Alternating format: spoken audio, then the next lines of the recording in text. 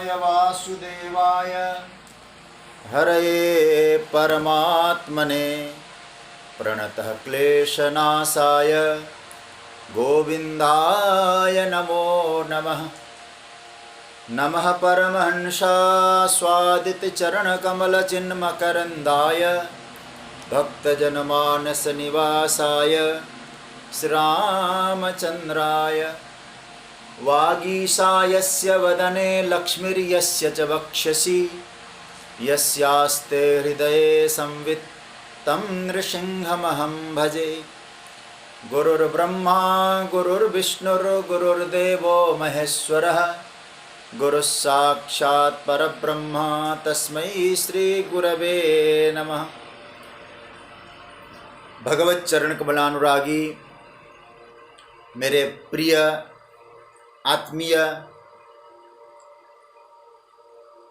सभी स्वजन, आप सभी को मेरा प्रणाम, अभिनंदन, राधे राधे, जय श्री कृष्ण।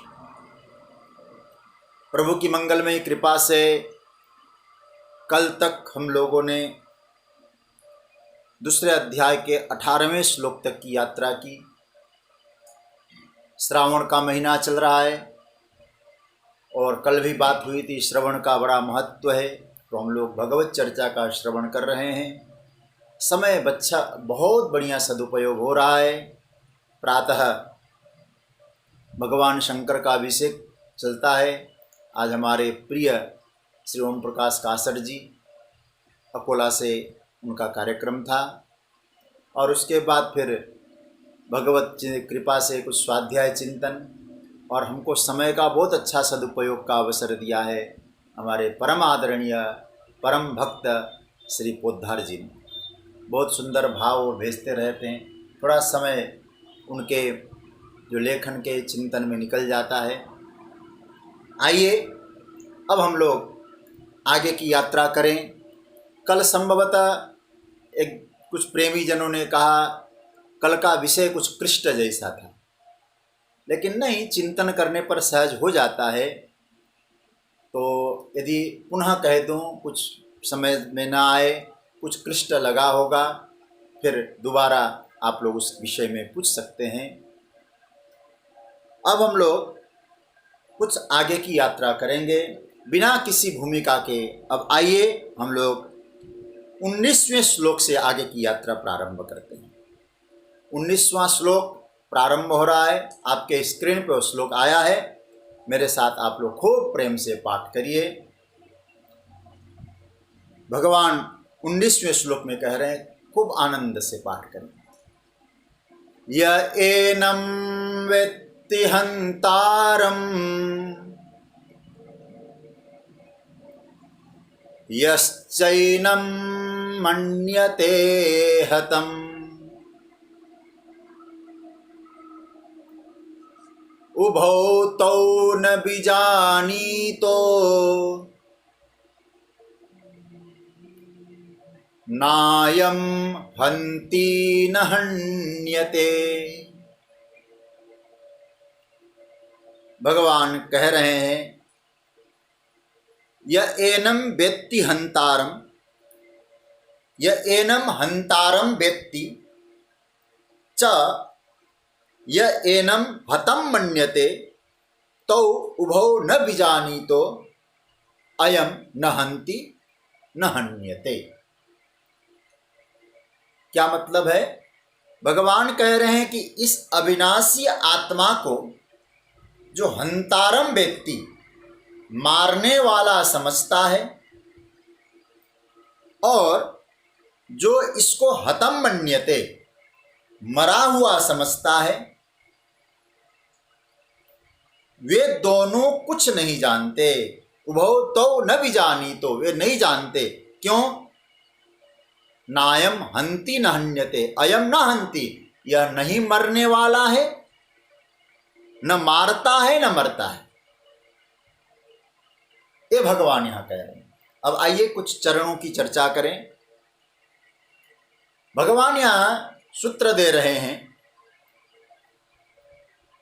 कि आत्मा न मारता है न मरता है। अब यहाँ युद्ध की चर्चा आ रही है, युद्ध के बीच में गीता सुनाया जा रहा है, इसलिए भगवान यहाँ मरने और मारने की बात कह रहे हैं। सत्यता यह है, भगवान मरने और मारने की बात के माध्यम से कहना चाहते हैं आत्मा किसी भी क्रिया से रहित है। उसकी सत्ता में क्रियाएं होती है, लेकिन अर्जुन वो जो आत्म सत्ता है, वो आत्मा है, वो परम तत्व है, वो किसी भी क्रिया से रहित है। उसमें किसी प्रकार की कोई क्रिया नहीं है। वो न कुछ करता है न करवाता है। आत्मा फिर क्या है? बोले आत्मा है ही काफी, केवल होता है। आत्मा मतलब केवल होता है। अब इसको कैसे समझें फिर? और नहीं करवाता है न करता है। और यदि वो समझते हैं कि ये करता है करवाता है, तो भगवान तो सीधे कहते हैं उन्होंने जाना ही नहीं आत्मा को। इसको कुछ उदाहरणों से समझने की कोशिश करें। घर में एक प्रकाश है, समझ लीजिएगा एक बल्ब जल रहा है, ट्यूबलाइट जल रही है। अब घर के सभी सदस्य उस बड़े से कमरे में, बड़े से हॉल में बैठे हैं। अब कौन क्या कर रहा है? तो बच्चों ने सोचा चलो हम लोग अब थोड़ा अध्ययन करें, पढ़ें। तो स्कूल का उन्हें कोर्स करना है, तो बच्चे उस प्रकाश में पढ़ने लग गए। और उनके जो पिताजी हैं उनको लगा कि चलो मुझे ऑफिस के कुछ काम पेंडिंग पड़े हैं, अब मैं उन ऑफिस के काम को, फाइल को निपटाता हूँ। फाइल में सिग्नेचर करने लगे, फाइल को देखने लगे। और एक उनके घर में जो दादी माँ थी, बच्चों की दादी माँ, श्रीमान जी की माता, भगवान के प्रति आस्था, उन्होंने क्या काम किया कि चलो मैं गीता जी का पठन करूं। तो गीता पढ़ने लग गई और गीता पढ़ते पढ़ते आनंद आने लगा। और उसी समय कुछ बहू लोग थी और बहू लोग सब्जी सुधारने लगी। चलो इस बार सब लोग एक ही जगह बैठे, हम भी यहीं बैठ के सब्जी को ठीक ठाक सुधार लें। अब और कुछ लोग थे होंगे, वो लोग बैठ के ताश खेलने लग गए होंगे। लेकिन उसी वक्त नौकर भी वहीं आसपास थे दादी माँ की सेवा में। तो दादी माँ को नींद आ गई। पढ़ते पढ़ते कई लोगों को नींद आ जाती है, तो दादी माँ सो गई। और सोते समय दादी माँ ने एक बहुत बढ़िया एप्पल का मोबाइल अपने सामने रखा था। दादी माँ तो सो गई और धीरे से चोरों को मौका मिला तो एप्पल का जो मोबाइल, बहुत कीमती मोबाइल, उसको उठा लिया। इतनी घटना उस प्रकाश में हो गई। अब यहां आप जरा अपने आप से चिंतन करना, पूछ लेना, उस प्रकाश ने जो पाठ करने वाला, भगवत चिंतन करने वाले के पीठ पर जाकर पीठ नहीं थपथपाया। बहुत अच्छा किया आपने, क्योंकि देखो मेरे प्रकाश में आपने अध्ययन किया, सत्शास्त्र का चिंतन किया। वो चोरी करने वालों को नहीं रोका। क्यों चोरी करते हो? मेरी प्रकाश में चोरी नहीं करने दूंगा। उस प्रकाश ने उन चोरों को नहीं रोका, ताश खेलने वालों को नहीं रोका। प्रकाश ने कहा मेरा प्रकाश, मेरी ऊर्जा, उसमें तुम कुछ भी कर सकते हो। न मैं कर्म का प्रेरक हूं, न कर्म का निवारक हूं, न रोकने वाला हूं। तो क्या मतलब हुआ? मेरी ऊर्जा के बिना न तुम कुछ कर सकते हो, न पढ़ सकते हो, न ताश खेल सकते हो, न सब्जी सुधार सकते हो। लेकिन मैंने भी तुमको कहा हो ये भी ठीक नहीं है, और मैंने तुमको रोका ये भी ठीक नहीं है। मैं तो ऊर्जा हूं, मेरा आत्मा, भगवान यही बात कह रहे हैं, उस आत्मा स्वरूप के ऊर्जा के बिना कुछ भी नहीं है, लेकिन कर्म की प्रेरणा देने वाला नहीं है। कर्म को रोकने वाला नहीं है। इसलिए न पीठ थपथपाएगा किसी का, न किसी को गाली देगा, खबरदार ऐसा नहीं कहेगा। तो भगवान यही कहना चाहते, आत्मा में न कर्तापन है न प्रेरणा देने वाला है।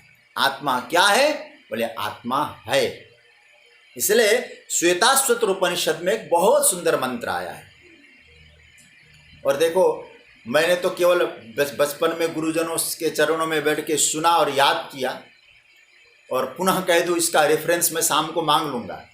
हमारे मेरे परम आदरणीय पिता के समान आदरणीय पांडे जी बैठे, मैं उनसे शाम को कहूँगा, अभी कह रहा हूँ इसी प्रसंग में, कि मुझे उसका रेफरेंस दे दीजिएगा, श्वेताश्वतर उपनिषद में कौन सा है मंत्र है। मैं पूरा ग्रंथ, मुझे वो ग्रंथ भी मेरे पास नहीं है। तो वो कहते हैं, ये जरूर मालूम है कि मेरे गुरुजनों ने कहा था श्वेताश्वतर का ही उपनिषद का वह मंत्र आया, एको देवः सर्वभूतेषु गूढ़ः सर्वव्यापी सर्वभूतांतरात्मा कर्माध्यक्षः सर्वभूताधिवास साक्षी चेता केवलो निर्गुणश्च। बहुत सुंदर सूत्र है। एको देव, और देदीप्यमान जो तत्व है वो कहाँ है? सर्वभूतेषु गूढ़, प्राणी मात्र में गूढ़ रूप से बैठा है सब में बैठा है। सर्वव्यापी हो, संपूर्ण प्राणियों के हृदय में बैठा है। कर्म का अध्यक्ष है। कर्म का अध्यक्ष मतलब क्या हुआ? जैसे कोई भी कर्म करें उसके साक्षी के बिना नहीं हो सकता, तो हमारे कर्मों का साक्षी है, कर्मों का अध्यक्ष है। वो क्या है? साक्षी चेता, चित्त का साक्षी है और कर्म का अध्यक्ष है। केवलो निर्गुणश्च, और निर्गुण तत्व है। इसलिए भगवान कहना चाहते हैं कि मेरे प्रकाश के बिना तुम काम कर नहीं सकते हो, लेकिन करने में स्वतंत्र हो। अब उसकी जब कर्म की चर्चा आएगी दूसरे अध्याय के 47वें श्लोक में, वो तो बहुत प्रसिद्ध श्लोक है ना, कर्मण्येवाधिकारस्ते मां फलेषु कदाचन। उसकी चर्चा में हम विस्तार से चर्चा करेंगे। भगवान ने हमको छूट दे दिया है, कर्म कुछ भी करो, मेरी साक्षीपन में, मेरी अध्यक्षता में, मेरी ऊर्जा में वो सब कार्य है, लेकिन कार्य का प्रेरक मैं नहीं हूँ, कार्य का निवारक मैं नहीं हूँ। आत्मा क्या है? एक चैतन्य स्वरूप है, वो परम चेतना स्वरूप है, परम प्रकाशवान स्वरूप है। उसके प्रकाश में सब कुछ है। एक मैंने कथा सुनी थी, मैंने बहुत पहले एक बार एक ग्रंथ पढ़ा था जो गायत्री परिवार से निकलती पत्रिका, और अखंड ज्योति। उसमें मैंने एक छोटा सा एक लेख कहीं पढ़ा था, उसमें एक छोटी सी कथा छिपी थी और मुझे आज याद आ रही है। कहते अमेरिका में एक इलेक्ट्रिसिटी बिजली का प्रदर्शनी था, और उस समय शायद 1800 कितने का सन की बात है। तो कहते हैं कि वहाँ एक व्यक्ति रूप बदलकर मानो वृद्ध जैसा बनकर पहुंचा। लोगों ने सोचा वृद्ध है, और वृद्ध ही था देखने में। तो कहते वो पूछता गया, बोले बिजली है क्या, इलेक्ट्रिसिटी है क्या? बिजली के बारे में पूछता गया सबसे। और प्रदर्शनी थी, तो जो जहां जहां प्रदर्शनी लगी थी उन लोगों ने कहा इससे कल कारखाने चलते हैं, इससे ये उपयोगिता होती है। वो बार बार कहता रहा, मैं इसकी उपयोगिता नहीं कह रहा हूं, ये है क्या मुझे बताइए, ये है क्या? तो जहां जहां जाके उसने पूछा, सब लोगों ने यही कहा, बस इसके द्वारा ये होता है, इसके द्वारा ये होता है, यही कहते रहे। कोई बोल नहीं पाया। और कहते हैं कि बाद में वो अपने रूप में आया। वृद्धावस्था का जो नाटक था वो खत्म कर दिया उसने। वो कौन था? बोले एडिसन था, थॉमस अल्वा एडिसन, जिसने बिजली को बनाया। बिजली को बनाने वाला भी नहीं जान पाया बिजली है क्या। वो कहता कि बिजली ऊर्जा है, ये समझता, हालांकि उसने जाना होगा। किंतु यहाँ सूत्र दिया जा रहा है, उसके द्वारा क्या होता है तो हम बोल सकते हैं, उसके प्रकाश में हम कुछ भी कर सकते हैं, लेकिन वो है क्या? तो भगवान कहते हैं है, क्रिया कार्य उसमें नहीं है। शरीर चल रहा है, रक्त संचार हो रहा है, सब कुछ व्यवस्था बन रही है, लेकिन है कोई अवश्य जरूर, अवश्य है, इसका प्रमाण है कि है कोई, और ऊर्जा है। और हमारे शास्त्रों ने और संतों ने बात कही है, जब आत्मा की गहराई में व्यक्ति प्रवेश करता है तो उसकी आवाज उसको सुनाई देती है। आत्मा की आवाज का मतलब आत्मानुभूति होती है उसको, लेकिन साधना की गहराई में उतरने के बाद होती है। और बहुत बड़े बड़े महापुरुषों को इसकी आवाज सुनाई दी है। कई बार लोगों को अनुभव में भी आता है। अब कब होगा, कब आवाज आएगी? जब आपके जीवन में सात्विक वृत्तियों का उदय हो जाएगा। सात्विकता का उदय करिए और साधना के पथ पर चलकर आत्मानुभूति की यात्रा में जाइए। किसी न किसी समय और भीतर की दिव्य ऊर्जा की आवाज, दिव्य स्वरूप आपको अनुभव में आ जाएगा। एक छोटी सी बात मैं आपसे कहूं, श्रीमद् भागवत जी की कथा हम सुनते हैं, लेकिन अधिकतर कथानक ही सुनते हैं। उसके भीतर जो गहराई में छिपे हुए सूत्र, उनको खोजने की कोशिश करें। श्रीमद् भागवत में छोटा सा प्रसंग है, लेकिन मुझे बहुत प्रेरित करता है। जब नंद बाबा भगवान के प्राकट्य होने पर, जब भगवान 6 दिन के हुए, तो नंद बाबा कंस को कर देने के लिए मथुरा आए। मथुरा में आकर बाबा ने कंस को कर दिया और अपने मित्र वसुदेव जी से मिलने के लिए चले गए। वसुदेव जी से मुलाकात हुई, मित्र धर्म की बड़ी अच्छी चर्चा हुई। लेकिन उसके बाद कुछ देर रहने के बाद वसुदेव जी नंद बाबा से कहते हैं, हे नंद बाबा, आप आ गए, मुझे बड़ी प्रसन्नता है, लेकिन आप तुरंत वापस जाइए। नेहस्थेयम बहुतिथम संत्युपाताश्च गोकुले, ये वसुदेव जी कह रहे हैं। ये 10वें स्कंद के 5वें अध्याय का 31वां श्लोक है। 10वें स्कंद के 5वें अध्याय का वो क्या कहते हैं, आप रुकिए नहीं, आप जाइए। और बड़ा देखो, संस्कृत का आपको नॉलेज हो तो होता हो, आपको संति मतलब इस समय वर्तमान में गोकुल में उत्पात हो रहे हैं। अब हम लोग कथा तो सुनते हैं, लेकिन इसकी गहराई में जरा उतरिए। गोकुल क्या है? तो हमारे महापुरुषों ने कहा, हमारी जो इंद्रियों का समूह है गोकुल है।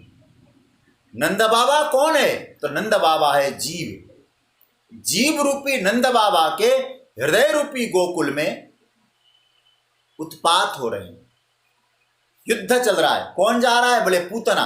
पूतना को मतलब अविद्या। अविद्या रूपी पूतना जीवात्मा के हृदय में पहुंचकर अज्ञानियों पर आक्रमण कर रही है। ये कौन कह रहा है? वसुदेव कह रहे हैं। किसको? नंद अर्थात जीव को। अब इसको मतलब हुआ, अब समझ लेना इसको। नंद बाबा हो गए जीवात्मा और वसुदेव कौन हो गए? इसका मैं आपको संकेत करना चाहूंगा। श्रीमद् भागवत में आया, सत्वम विशुद्धम वसुदेव शब्दितम। बड़ा सुंदर भाव। वसुदेव कौन है? तो सुखदेव जी महाराज की वाणी है। हमारे हृदय का, हमारे जीवन का जो विशुद्ध सात्विक वृत्तियां हैं, उनका नाम है वसुदेव, सात्विक तत्व। तो आवाज किसको मिली? इस समय उत्पात हो रहे हैं, वसुदेव जी को मिली। इसका मतलब वसुदेव मतलब सात्विक वृत्ति। हमारे जीवन में जब सात्विक वृत्तियों का उदय हो जाएगा, और सात्विक वृत्तियां को उदय होने का मतलब ही है, सात्विक क्या करेंगे? आगे गुणों की चर्चा में हम जाएंगे, तब कहेंगे ऊर्ध्वं गच्छन्ति सत्वस्था। सात्विक वृत्ति आपको ऊर्ध्वगामी बनाते हैं, तो वहां आत्मा की आवाज सात्विकता में सुनाई देगी। भीतर क्या हो रहा है, बाहर क्या हो रहा है? आपके हृदय रूपी गोकुल में कहीं विकारों का युद्ध तो नहीं हो रहा है? ये कौन आपको सूचना देगा? इंद्रियां सूचना नहीं देंगी, याद रखना, क्योंकि इंद्रियां बहिर्मुखी है। सूचना देने वाली है हमारे भीतर की सात्विक वृत्तियां। वो सात्विक वृत्तियां ही वसुदेव है। वही कहती है इस समय गोकुल में उत्पात हो रहे हैं। वर्तमान काल का प्रयोग किया और परिणाम आप जानते होंगे। नंद बाबा वसुदेव जी की बात पर यकीन करके जैसे ही निकलते हैं वहाँ बिल्कुल हूबहू वही घटना दिखाई देती है। क्या वसुदेव ज्योतिषी थे? नहीं, वसुदेव जी न वहाँ देख पाए न कुछ। हमारे सुखदेव जी महाराज कहते, सुखदेव वसुदेव जी सात्विक वृत्ति है। और मैं आपसे कहूँगा हमारे जीवन में जिस दिन सात्विकता का उदय हो जाएगा, हमारे व्यवहार में सात्विकता, हमारे व्यापार में सात्विकता, हमारे आहार में सात्विकता, तो हमारे जीवन में अपने आप आत्मा की आवाज़ प्रकट होने लग जाएंगी।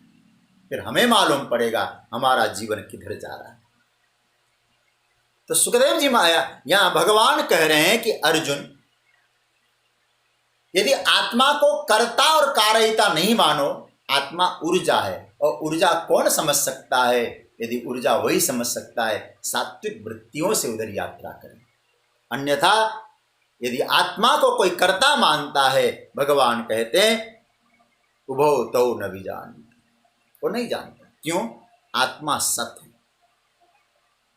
आत्मा में न मृत्यु है, न मारना है, न मरना है। तो मृत्यु क्या है? भगवान कहते मृत्यु है ही नहीं। नायम हंति न हन्यते, तो है ही नहीं, तो असत है। लेकिन आप थोड़ा सा और गहराई में जाके चिंतन करें, हमारे जीवन में मृत्यु ही सत्य लगता है, बाकी कुछ सत्य नहीं लगता। कभी आप सोचें, और हमने कहना चालू कर मृत्यु ही जीवन का अनिवार्य सत्य है, लेकिन भगवान कहते हैं ये सब असत्य है, क्योंकि सब मरने से डरे हुए हैं। मृत्यु से ज्यादा हमारे जीवन में निश्चित संभावना कुछ दिखाई नहीं देती है। सब बातें तय नहीं है और हम सोचते मृत्यु तय है। सुखी होना, दुखी होना ये तय नहीं है। यश अपयश तय नहीं है, लेकिन तय क्या है? मृत्यु। क्यों? क्योंकि हमने देखा है लोगों को मरते हुए। तो भगवान कहते तो भ्रम है, असंभावना है, उभौ तौ न विजानीतो। हमारे यहाँ एक बहुत बढ़िया सूत्र मिलता है कि किसी व्यक्ति को ऐसा प्रयोग करिए जिसने किसी को मरते हुए देखा न हो, किसी की मृत्यु न देखी हो, कभी किसी की मौत के बारे में सुना ही नहीं होगा, मृत्यु के बारे में कभी जाना ही नहीं होगा, और मृत्यु किसी को देखता नहीं होगा, मृत्यु क्या है समझता नहीं होगा। उसको ऐसी जगह विकसित करिए वो कभी मृत्यु से डरेगा ही नहीं। अब मैं आपसे कहूं फिर हम डर क्यों रहे हैं? क्योंकि हमने देखा है, लोगों को मरते हुए देखा है। हम अपने आप मरे हुए ऐसा तो नहीं है, अनुभव से नहीं कह रहे हम। हमने किसी को जन्मते हुए देखा है, लेकिन हमारे जन्म का तो अनुभव ही नहीं। हमने भी जन्म लिया, किसी को अनुभव है क्या? हम भी मरेंगे, किसी को अनुभव है? लेकिन ये सब क्या है? किसी को जन्मते हुए देखा, हमने सोचा हमारा भी जन्म हुआ। किसी को मरते हुए देखा, हमारी भी मृत्यु होगी। तो हमें जन्म का अनुभव नहीं है, मृत्यु का अनुभव नहीं है। देख कर हम डरते हैं। तो भगवान कहते हैं सब अनुभवहीन है, मृत्यु भी अनुभवहीन है और भ्रम है। हमने मृत्यु वास्तव में क्या है यदि देखें, भगवान की भाषा में देखें तो मृत्यु का मतलब है बोलते हुए को न बोलते हुए देखा, चलते हुए को नहीं चलने वाला देखा, सुनते हुए को नहीं सुनने वाला देखा, काम करते हुए को नहीं करने वाला देखा। शरीर में कुछ रूपांतरण जैसा, और शरीर तो जूं का त्यों पड़ा है। फिर क्या देखा हमने? बस यही परिवर्तन देखा। आंख देखने वाला था, देखना बंद हो गया। कान सुन रहा था, सुनना बंद हो गया। तो हमने उसी को मृत्यु मान लिया। सच्ची बात तो यह है, यह पर्याप्त नहीं। जीवन के फैलाव को सिकुड़ना हमने मृत्यु समझ लिया है। केवल अभिव्यक्ति खो गई, इसका नाम मृत्यु नहीं है। अभिव्यक्ति खोने का मतलब नहीं, अब कोई व्यक्ति बोलना बंद हो जाए, आंख से देखना बंद हो जाए, उसकी मौत हो गई क्या? तो भगवान कहते हैं उभौ तौ न विजानीतो नायम हन्ति न हन्यते। तो भगवान कह रहे हैं वो न मरता है न मारा जा सकता है। सच्ची बात तो है, न बचाया जा सकता है। जो है वह है, जो नहीं है वो नहीं है। और एक बात मैं कहूं, मृत्यु के विषय में उभौ तौ न विजानीतो, एक बहुत बढ़िया सूत्र दे रहा हूं। दोनों नहीं जानते। कौन नहीं जानते? यदि ये समझते हैं कि जो मृत्यु ये आत्मा मरता है ये समझता हो अथवा मारता है ये समझता हो, ये दोनों नहीं जानते। यदि मृत्यु के बारे में कोई डरता है, उभौ तौ न विजानी, ये दोनों नहीं जानते। न भक्त जानेगा न ज्ञानी जानेगा। क्या? यदि ज्ञानी भी मृत्यु समझता है तो ज्ञानी को मृत्यु का मतलब नहीं, और ज्ञानी नहीं है। और भक्त भी मृत्यु से डरता है तो भक्त नहीं है। इसलिए उभौ, दोनों। क्यों? देखो, पहली बात तो यह है कि ज्ञान में मृत्यु नहीं है। भगवान इसको बिल्कुल नहीं से, अब तक ठाकुर जी कहीं मृत्यु जैसी चर्चा ही नहीं कर रहे हैं। ज्ञान में मृत्यु है ही नहीं, क्योंकि शरीर का रूपांतरण, शरीर खत्म हो जाना, शरीर बदल जाना, पंचभूतों में मिल जाना। भगवान कहते हैं मृत्यु मत समझ लो। आत्मा मरता नहीं, आत्मा है। तो ज्ञान में तो सच्ची बात है, न में मृत्यु शंका न में जाति भेद, पिता नैव में नैव माता न जन्म। तो मृत्यु है नहीं ज्ञान में। भक्ति में मृत्यु किसको कहेंगे? संतों का ऐसा मत है, भक्ति में मृत्यु है भगवान को हिसाब देने का मंगलमय दिवस, परम उत्सव, मृत्यु उत्सव। कैसे? देखिए, भगवान ने भेजा था हमको सत्कर्म के द्वारा अपना आत्मकल्याण करें। और जब हम भगवान के पास जा रहे हैं, यदि भक्ति की दृष्टि से देखें तो परमात्मा ने जिस रूप में भेजा था हम और उत्कृष्ट बन के गए, या जिस रूप में भेजा था और गिरा के गए। तो आज भगवान को हिसाब देना है, और जिनके हिसाब किताब के खाते में कोई गड़बड़ी नहीं है उसको कभी घबराहट नहीं होगी। कबीरदास जी की तरह कहेगा, मरने से सब जग डरा मेरा मन आनंद, कब मरी हो कब भेटी हो पूर्ण परमानंद। क्यों? उस परमानंद की प्राप्ति, परमानंद से मुलाकात करनी है। तो भक्ति में मृत्यु क्यों है? डरना। और देखो, इनकम टैक्स के समय, फाइनेंशियल ईयर चालू होने से पहले हम लोग इनकम टैक्स के सब फाइल तैयार करते हैं। यदि हमारे फाइलों में कोई गड़बड़ी नहीं है, सही है, तो घबराहट होगी क्या? लेकिन थोड़ा बहुत भी गड़बड़ी हो तो घबराहट होगी। टेबल के नीचे से कई बार गड्डियां देना पड़ता है। क्यों? बोले फाइल में गड़बड़ी है। इसी तरह से ये जीवन के फाइल में हमने कुछ गड़बड़ी नहीं की है तो ठाकुर जी से मिलने में हमको कोई हिचकिचाहट नहीं होगी, आनंद का उत्सव हो जाएगा। और जिस दिन हमारे परमात्मा के दिए हुए इस फाइल में गड़बड़ी हमने कर रखा है, फिर मृत्यु भयंकर लगेगी। बिरले ही है जो कहते हैं हमको आराम आ गया, मौत क्या आ गई, मेरे दोस्त का पैगाम आ गया। परमात्मा का संदेश है, आओ बच्चा मैं तुमसे मिलना चाहता हूं। यह है मृत्यु। तो क्या हम लोग बाहर यदि थके हो ना, काम करते करते, कहीं कुछ करते करते, हमें कब आनंद आता है? सोचते हैं कब घर पहुंचें। कितनी भी सुविधा आपको बाहर मिलती हो, लेकिन जब तक घर नहीं पहुंचते हैं आपको आनंद नहीं आता है, हम सबका घर क्या है? हम सबका घर परमात्मा है, आत्मा है, वो परम दिव्य स्वरूप है। इसलिए बहुत सुंदर एक श्रीमद् भागवत में जब नवयोगेश्वरों के संवाद में करभाजन जी महाराज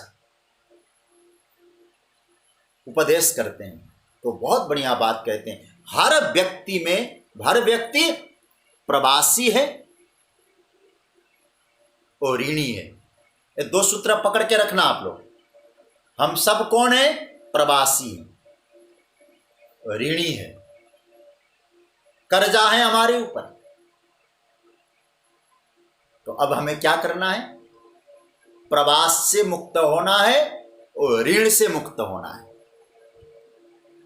कर्जा से मुक्त होना है, अब खुद यात्रा से मुक्त होना है।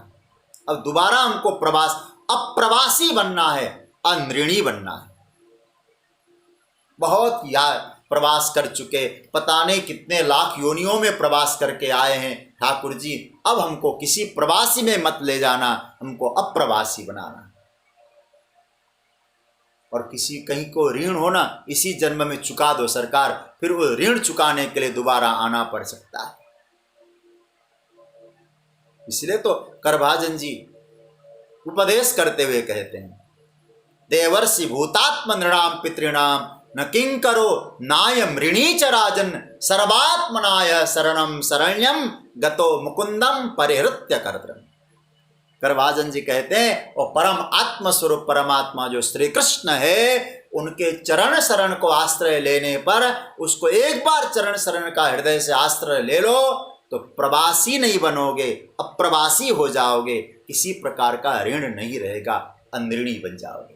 तो मैं आज इस कथा के प्रसंग में आप सबसे ही प्रार्थना करूंगा और परमात्मा से हम सब के लिए प्रार्थना बने कि हे भगवान, अब अप्रवासी बनाओ, अनऋणी बनाओ, अब हमें कहीं प्रवास न करना पड़े, अब किसी प्रकार का हमारे ऊपर ऋण नहीं, सब ऋण यही खत्म करो। ये सूत्र है। इसलिए हमें अपने घर जाना है। तो अपने घर जाने में हमें दिक्कत क्या है? तो आनंद ही आनंद है। इसलिए मरना मारना ही न भक्ति की दृष्टि में है न ज्ञान की दृष्टि में है। इसलिए उभौ तो न विजानी, तो दोनों नहीं जानते। तो हमें क्या समझना है? आत्मा के स्वरूप की चर्चा करते हुए भगवान कहते मृत्यु है ही नहीं, न मरता है न मारता है। मृत्यु का मतलब ही होता है भ्रम, अनुभवहीन तत्व है मृत्यु, क्योंकि आज तक किसी को मृत्यु का अनुभव ही नहीं हुआ है। जो अनुभव नहीं हुआ है तो आप कैसे सत्य मानते हैं उसे? अर्जुन, इसलिए जैसे हमें कोई मिठाई खाई हो तो मिठाई का अनुभव हो सकता है, किसी कहीं गए होंगे वहां का अनुभव हो सकता है, लेकिन जो अनुभव भी नहीं है हमको, वो हम कैसे कह दें है वो? इसलिए वह तो न विजानी, तो मरना है मारना है यदि कोई जानता है तो बिल्कुल अज्ञानी है, नहीं जानता। आत्मा न मरता है न किसी को मारता। ये भगवान कह रहे हैं नायम हंति न हन्यते। देखिए कठोपनिषद में एक मंत्र आया, बहुत सुंदर है बिल्कुल। देखिए मैंने एक दिन कहा था ना, गीता क्या है? वेद है, उपनिषद है। कठोपनिषद के पहले अध्याय के दूसरी बल्ली का 19वां मंत्र है। एकदम मानो ये उपनिषद ही भगवान ने यहाँ ला के रख दिया होगा, और गीता जो समझ जाएगा वेद तत्व समझ जाएगा। क्या कहते हैं भगवान? हंता चेन मन्य से हंतुम हतश्चेन मन्यते हतम उभौ तो न विजानी तो नायम हंति न हन्यते। देखिए क्या सूत्र है। तो कहने का मतलब है भगवान कह रहे हैं अर्जुन, मैंने अपने मन गणंत बातें नहीं कही, तुमको जो सुना रहा हूं वेद तत्व सुना रहा हूं। वेद में भी मृत्यु नहीं है, क्योंकि उपनिषद वेद है और गीता उस वेद का सार है, सार तत्व है गीता, उपनिषद का सार है। इसलिए भगवान कहते हैं ये श्रुति वाक्य है। अरे भाई तुम मुझे अपना साला कहते हो, बुआ का जो है तुम ये समझते हो मेरे मामा का लड़का समझते हो, तो शायद मेरी बात पर तुमको इतना विश्वास हो या न हो, लेकिन जो मैं मंत्र बोल रहा हूं ना अर्जुन, ये श्रुति मंत्र है, वेद मंत्र है, तो वेद पर तो विश्वास करो, क्योंकि वेद तो अपौरुष है। तो ये मंत्र कठोपनिषद का मंत्र। अब आइए आगे की चर्चा करें। आज एक श्लोक और आगे बढ़ते हैं, 20वां श्लोक। इस श्लोक का अर्थ तो आ गया होगा, अब पुनः एक बार अर्थ बता दें। यह एनम वेत्ति हंतारम, जो इस अविनाशी आत्मा को मारने वाला समझता है, जो इसको मरा हुआ समझता है, वे दोनों नहीं जानते, क्योंकि आत्मा न मरता है न मारता है, सारे क्रियाओं से रहित है। अब एक बहुत सुंदर श्लोक है, उसकी हम लोग चर्चा करते हैं। ये 20वां श्लोक है। न जायते म्रियते वा कदाचिन् नायं भूत्वा भविता वा न भूयः अजो नित्यः शाश्वतोऽयं पुराणो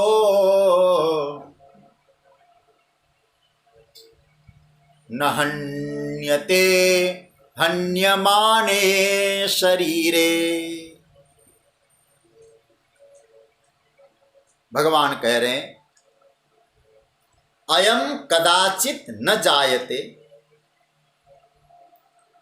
न म्रियते वा न भूत्वा भूयः भविता अयम अजः नित्यः शाश्वतः पुराणः शरीरे हन्यमाने न हन्यते। भगवान कहते हैं अयम कदाचित न जायते, यह आत्मा कभी भी नहीं तो पैदा हुआ, बा न म्रियते, न कभी मरता है, वा न भूत्वा न भविता, अथवा यह आत्मा भूतकाल में पैदा होकर फिर भविष्य काल में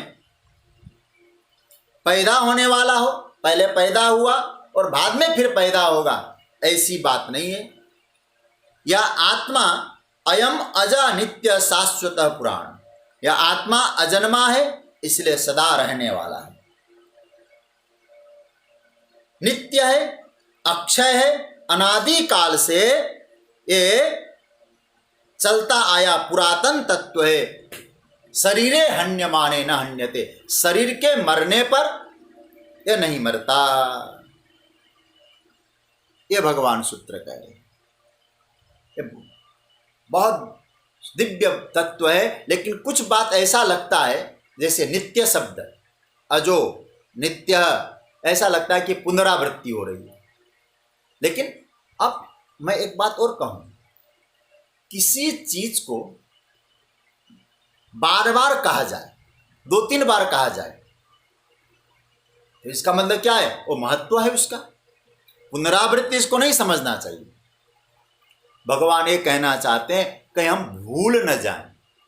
आप लोग भागवत तो बहुत लोगों ने सुना है, केवल कथानकों का पक्ष न लेकर अन्य बात यदि आपने सुना है तो भागवत में सृष्टि का क्रम कई बार आया है। सृष्टि कैसे बनी, मूल तत्व क्या है, क्यों ऐसा कहा? इसीलिए क्यों कहा, क्योंकि एक बार यदि आने का रास्ता मालूम हो जाएगा ना, जाने का रास्ता आराम से मालूम पड़ जाएगा। तो भगवान कुछ बातों को बार बार, नित्य शब्द आया, फिर शाश्वत शब्द आया, तो एक क्यों ऐसा कह रहे हैं? क्योंकि तुम्हारा जो मूल स्वरूप है वो भूल न जाओ, इसलिए 2-3 बार उसको रिपीट कर रहे हैं। देखिए मैं एक बात और कह दूं, ये जो मंत्र है, जैसे पहले वाला मंत्र कठोपनिषद में और ये मंत्र भी कठोपनिषद में आया।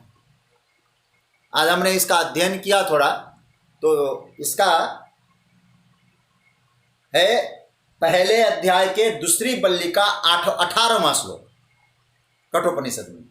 तो क्या कहते हैं? न जायते म्रियते वा विपश्चित नायम कुतश्चित न बभूव कश्चित अजो नित्य शाश्वतोयम पुराणो न हन्यते हन्यमाने शरीर। एकदम भगवान या उपनिषद ला के रखा है। पहली बात तो यह है, थोड़ा सा समझ लेना, और आप लोगों के पास कॉपी पेन है तो नोट कर लेना। भगवान यहां कह रहे हैं कि शरीर में जो अवस्था है वो आत्मा में नहीं। क्यों? शरीर की 6 अवस्थाएं होती हैं। एक पूरा शास्त्र और विशेष करके निरुक्त का वचन। 6 अवस्थाएं कौन कौन सी है? जायते, पहला, आप लिख लें, मैं धीरे धीरे कह रहा हूं। जायते पहला सूत्र है, और इसका अर्थ होता है जायते का पैदा होना। ठीक है। अब दूसरा लिख दीजिए, अस्ति। अस्ति मतलब सत्तावान होना, दिखना, दिखाई देना। जायते अस्ति। तीसरा है वर्धते, बढ़ना, बढ़ते जाना। 3 हो गए, जायते अस्ति वर्धते। फिर आया विपरिणमते। जायते अस्ति वर्धते, चौथा सूत्र है विपरिणमते। विपरिणमते का मतलब होता है परिवर्तन होना। ये 4 हो गए। 5वां है अपक्षीयते। अपक्षीयते का मतलब होता है धीरे धीरे घटना, घटते जाना। और विनश्यति, अंतिम सूत्र, छठा, नाश होना। नाश होने का मतलब है चला जाना, अपने तत्व में चला जाना, रूपांतरण हो जाना। अब देखिए, एक किसकी अवस्था है? बोले शरीर की है। पैदा होता है, पैदा होता हुआ दिखाई देता है, शरीर है ना। आत्मा के बारे में नहीं, शरीर पैदा हुआ है, और फिर अस्थि दिखाई दे रहा है। वर्धते, बढ़ता है। विपरिणमते, बहुत चेंजिंग दिखाई देता है। दाढ़ी मूछे नहीं थी, दाढ़ी मूछे आ गई। बाल काले थे, सफेद हो गए, परिवर्तन होता गया। आंखों से देख रहे थे, दिखना बंद हो गया। कानों से आराम से सुन रहे थे, सुनना कम हो गया। दांत मजबूत थे, गिरने लग गए। परिवर्तन, खूब परिवर्तन होता है। अपक्षीयते, धीरे धीरे घटता भी है, बुद्धि घटने लग गई। जो सोचते थे, बहुत अच्छा चिंतन करते थे, अब चिंतन ही नहीं होता। पढ़ते जाते हैं, सब भूल जाते हैं। विनश्यति, सब खत्म। बोलने वाला नहीं बोलने वाला हो गया, सुनने वाला नहीं सुनने वाला हो गया। शरीर यही पंचभूत देह पंचभूतों में चला गया। तो भगवान कहना चाहते हैं कि देखो, शरीर की जो 6 अवस्थाएं हैं, वो 6 अवस्थाएं आत्मा में नहीं। इसलिए ये क्या है? अजर, नित्य, शाश्वत, पुराण, और भूया न भूत्वा भूय न भविता, और हन्यमाने न हन्यते। शरीरे हन्यमाने न हन्यते। तो ये 6 सूत्र यहां बताया। जो 6 सूत्र तुम्हारे शरीर में हो सकते हैं, वो आत्मा में नहीं। इसलिए क्या है? बोले है, ये दिव्य है। शरीर मंद पड़ सकता है, परिवर्तन हो सकता है। आत्मा की रोशनी कभी मंद नहीं पड़ने वाली। आत्मा का मतलब ही क्या होता है? न साम्यति ईसत अपि न साम्यति इति आत्मा, जिसकी ऊर्जा कभी मंद न पड़े, जिसकी देदीप्यमानता एक रूप में रहे, वो है आत्मा। आत्मा सदा चैतन्य है, और न कभी थकता है न कुछ है प्रकाशन में वो थकता नहीं। इसलिए भगवान कहते न जायते म्रियते वा कदाचित। देखिए, जन्म और मृत्यु, आना और जाना, परिवर्तन होना, ये जितने 6 अवस्थाएं बताए, भगवान कहते इनके पीछे कोई अज है, अजात है, वह चाहिए ही चाहिए। वही अस्तित्व है। सारे रूप और रूपांतर के पीछे अरूप की आवश्यकता रहती है। और याद रखना, ये अरूप न हो तो रूप एक क्षण भी कहीं टिक नहीं पाएगा। ये जो सारा रूपांतरण दिखाई दे रहा है, सारे रूप दिखाई दे रहे, और सारे रूप और रूपांतरण किसी अरूप तत्व में टिके हैं। उसी अरूप का नाम है आत्मा। चाहिए और सिनेमा देखते हैं, आप लोग देखते होंगे, देखा होगा, अभी नहीं देख रहे होंगे तो। अब सिनेमा का जो पर्दा है एक क्या है, आप जरा देखिए। इस सिनेमा में जो पर्दा है, उस पर्दे में चित्र दौड़ते हैं कि नहीं? दिखाई क्या देता है? पर्दा दिखाई देता है कि चित्र दिखाई देता है? इस समय आप ये समझना, पर्दा अरूप है, उसमें कोई परिवर्तन नहीं, और झुका त्यों है। और उसी अपरिवर्तनीय चित्र में, अपरिवर्तनीय सत्ता में, उसी अरूप सत्ता में सारे काम हो रहे। क्या हो रहा है? चित्र पैदा हुआ, सिनेमा चालू हो गया, है उसी में, पर्दे में। पर्दा ना हो तो सिनेमा ही नहीं। लेकिन पर्दा में कुछ होता है तो सिनेमा में कुछ होता है, तो पर्दे में क्या असर है भाई? तो सिनेमा पैदा हुआ, सिनेमा दिखाई दे रहा है, सिनेमा में वर्धते। अरे महाराज, कहानी की वृद्धि होने लग गई, कहानी फैलाव होने लग गई, और बहुत परिवर्तन दिखाई देने लगा। धीरे धीरे कहानी सिकुड़ने लगी, अंत में द एंड हो गई, अंत में जाकर पूरा हो गया। लेकिन पर्दे में कितना परिवर्तन हुआ।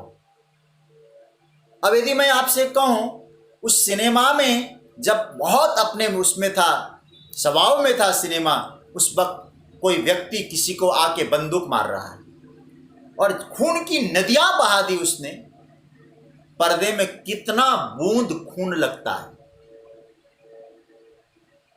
आग लगा दी गई, पर्दा के कितना हिस्सा जलता है।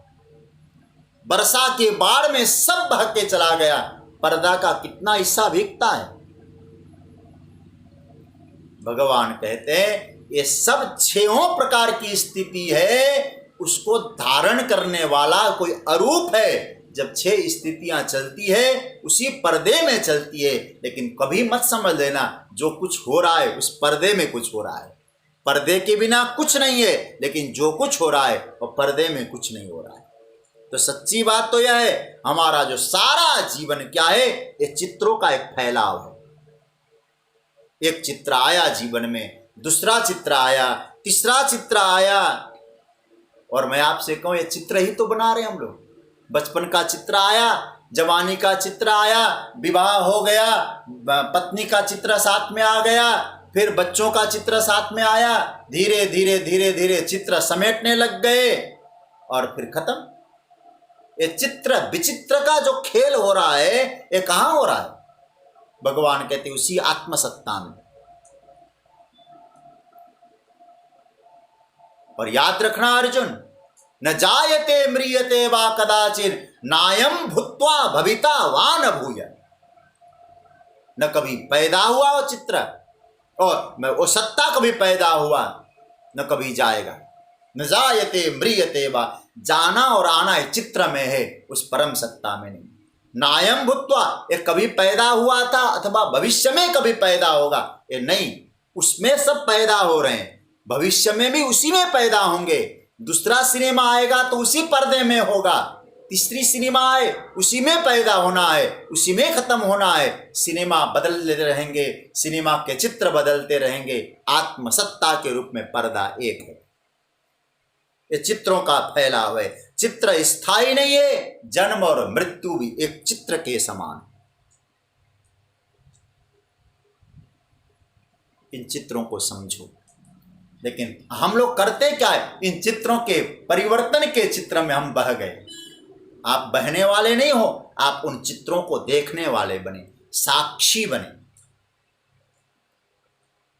किसी के कब्र पे कहीं हो, वहां क्या लिखा होता है? जन्म की तारीख और मृत्यु की तारीख। अब हम लोग कभी सोचें, ये है क्या? यही कहा जा सकता है। ये जन्म की तारीख, इस दिन हमारा जन्म हुआ था, लोग खुशियां मना रहे थे, बैंड बाजे बजाए जा रहे थे।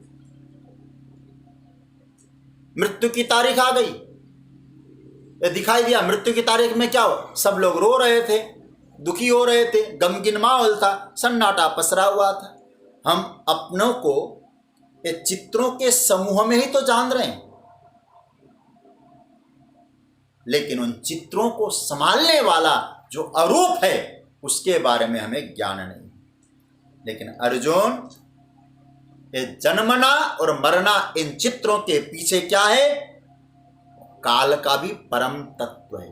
जन्मना और मरना काल की गति में हो सकता है, और मैं कल की बात पुनः कह दूं, काल अध्यस्त है, आत्माधिष्ठान। जन्म मरण एक काल में होता है। जन्म मरण परिवर्तन की अवस्थाएं हैं। और इतना ही कह दें, स्थूल शरीर ने सूक्ष्म शरीर को त्याग दिया तो हम लोग ने मृत्यु कहना चालू कर दिया। इसलिए जन्म का अनुभव नहीं, मृत्यु का अनुभव नहीं, फिर हम कैसे कह दें कि हमारा जन्म हुआ, हमारी मौत आई? अनुभव नहीं हमको। इसलिए जन्म को होते हुए देखने की स्थिति क्या है? बोले वो आत्मज्ञान, बहुत ऊंची स्थिति। एक बड़ी प्रसिद्ध कथा शायद आपने कभी सुनी हो। सिकंदर लूटने आया भारत को, बहुत बार बहुत लूटा, और लूट के जब जाने लगा तो मैंने सुना है कि उसने सोचा कि मेरे देश के एक बुजुर्ग व्यक्ति ने कहा था, तुम जब आओ किसी सन्यासी को पकड़ के ले आओ। ठीक। जब जाने लगा तो याद आ गई, वापस आया। पहले सैनिकों से कहा, जाओ कहीं सन्यासी तपस्या कर रहा हो उसको पकड़ना। एक गांव में गए उनके सैनिक और कहा, यहाँ कोई सन्यासी रहता है? बोले हाँ, वहां रहते। बोले हम उनको ले जाना चाहते हैं। बोले ले जा पाओ तो ले जाओ। और जैसे गए महाराज, क्या एक लगोटी पहने हुए परम देदीप्यमान स्वरूप सिकंदर के सैनिकों ने जाके कहा, हम आपको ले जाना चाहते हैं। बोले मैं तो कहीं जा नहीं सकता, मैं तो हूं ही सब जगह, मुझे कहाँ ले जाओगे? कहीं अभाव तो होता तो मुझे ले जाओ। सैनिकों ने कहा, आप नहीं जानते हमारे स्वामी को? सिकंदर कईयों को मार चुका, लूटने आया है, आपको ही मार देगा। बोले मार देगा तो क्या हुआ, मैं मरते हुए को देख लूंगा। उनकी बुद्धि समझ नहीं पाई और जाकर सिकंदर को खबर दी, और सिकंदर वापस आया। सिकंदर ने देखा सन्यासी। बोले आप चलो। उसने कहा कि मैं कहाँ नहीं हूं जो मुझे ले जाना है, मैं व्यापक हूं, मेरे साथ नहीं जाओगे, मैं आपको ले जाऊंगा। अंत में कहा, मेरे शरीर को तुम ले जा सकते हो, मुझे नहीं, जब तक मैं नहीं चाहूं। मैं तो आपका आरोप हूं। बोले मैं आपका गर्दन उड़ा दूंगा।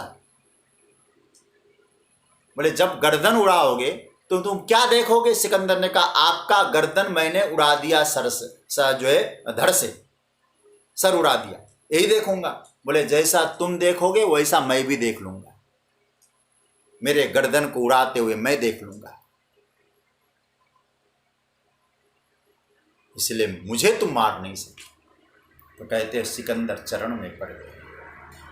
भारत वर्ष का सन्यासी जिसे आत्मज्ञान हुआ है वो समझ में आ जाएगा उसको, न हन्यते हन्यमाने शरीर, शरीर मरता है, मैं अमर हूं, आने जाने वाले के साथ मैं अपरिवर्तनीय सत्ता हूं, ये कब मालूम? अयम भूत्वा।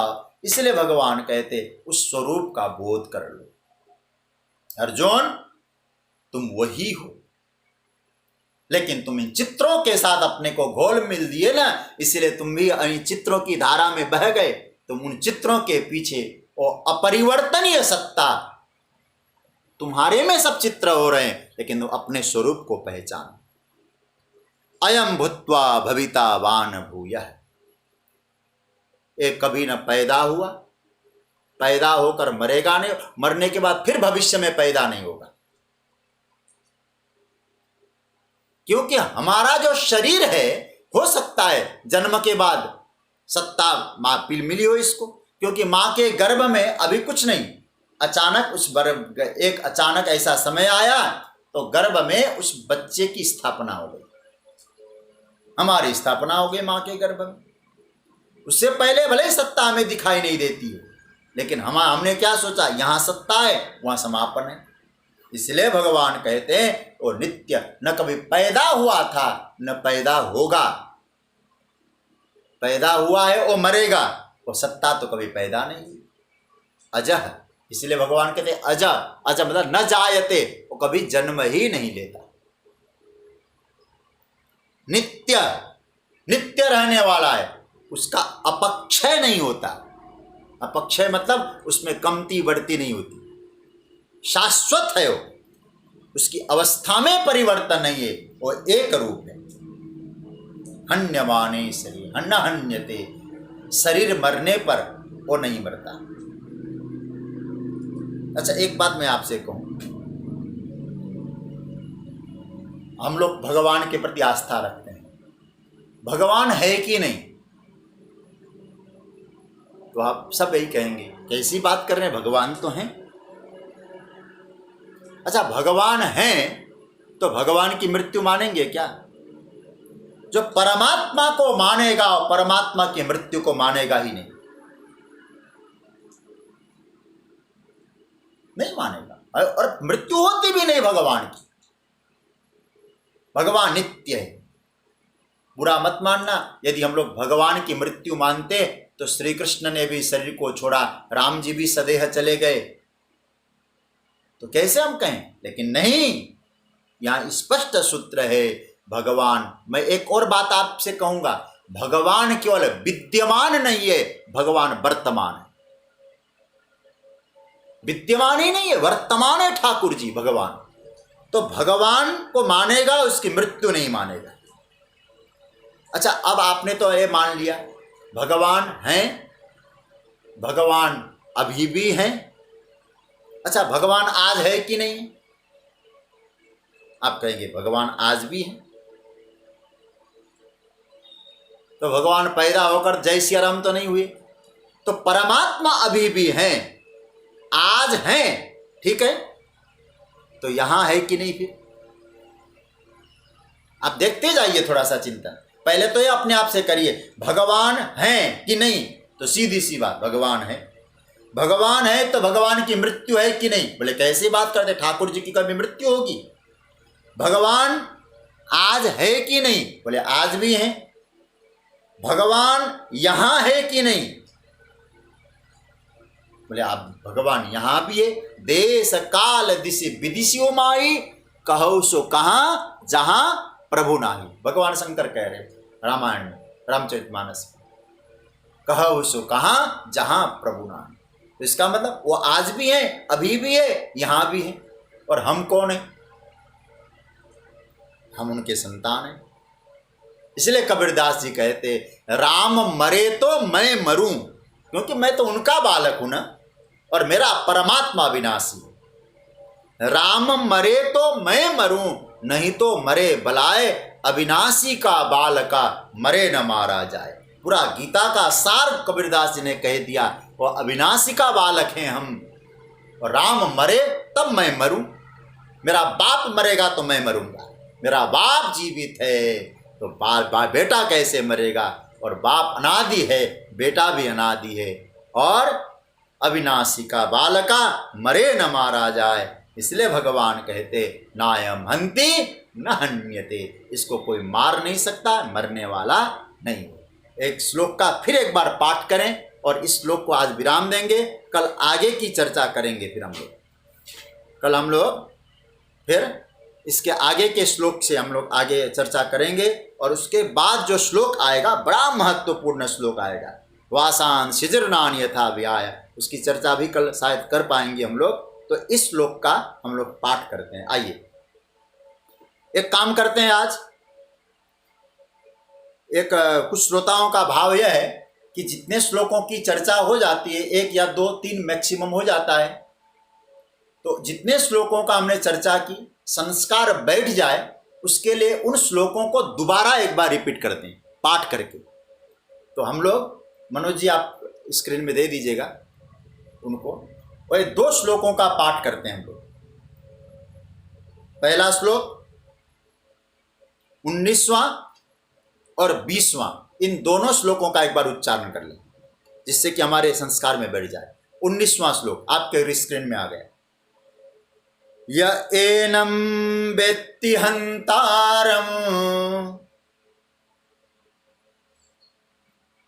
यश्चैनं मन्यते हतम् उभौ तौ न विजानीतो